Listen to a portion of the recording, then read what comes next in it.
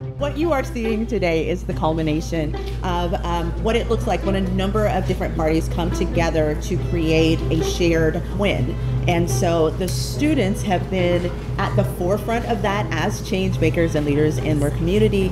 They have set out a goal to build 100 beds, and each of these are half beds, and by the end of the week we should have about 100 of them. And these beds are being built so that people in the community will be able to have a place where they can sow and reap and cultivate food for their families, and food that makes sense within their culture.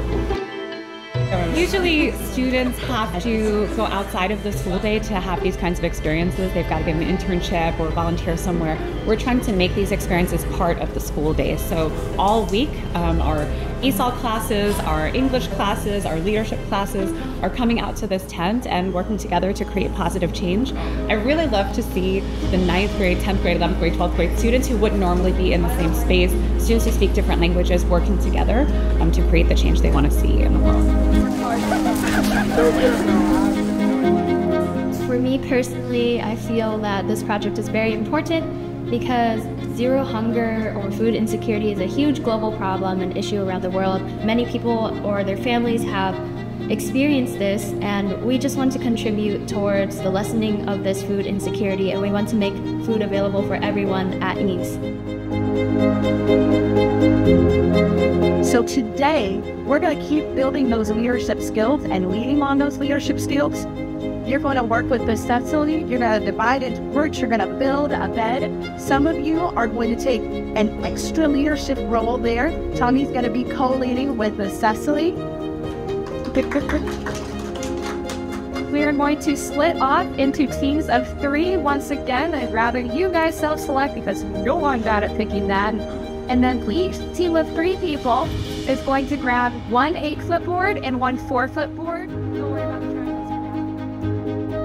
Well, this is the longest I have ever seen any of these students not reach for a phone. It's a way for teachers to really see what engagement looks like and how that can happen. How do you like it? Must have been the Lazio. It's good.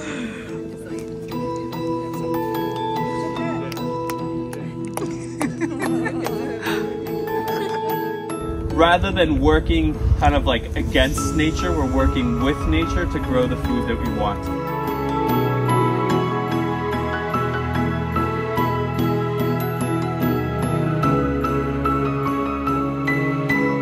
I came on board at Arcadia 2 months ago to stand up this farm, and we are building it from scratch here in this 2-acre site. Arcadia is it's a nonprofit farm and farm education organization. We focus on building food security for the communities around us. We do that through our mobile market. We do that through veteran and farmer training that happens here behind me on site. And now we're doing it through the community farm. The things that you are doing, the efforts that you have already made are going to make a difference in the lives of people in this community. So I want to say thank you for what you have done, and I want to say thank you for what you're going to be doing here today. I am really proud of doing this, and it was such hard work. It makes me feel like super happy because there's going to be a lot of people who are going to have food, and yeah. That makes me happy, just seeing people happy because they have food. You guys, there are families who live here who cannot afford hardly even to pay their rent. There are families who come to the center and they ask us if we have food. What you did makes such a huge impact. Yeah, there's no way our staff could have done it, like build a whole community farm alone. We needed community partnerships, and so that's what this is, and I think it's crazy and awesome.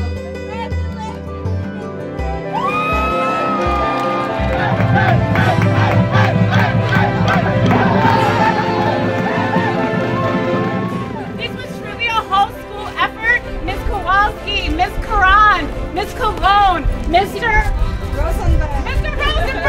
Last but not least, this would be impossible without the Wish and without Arcadia Farms and without ISEC. So can we do a round of applause, please?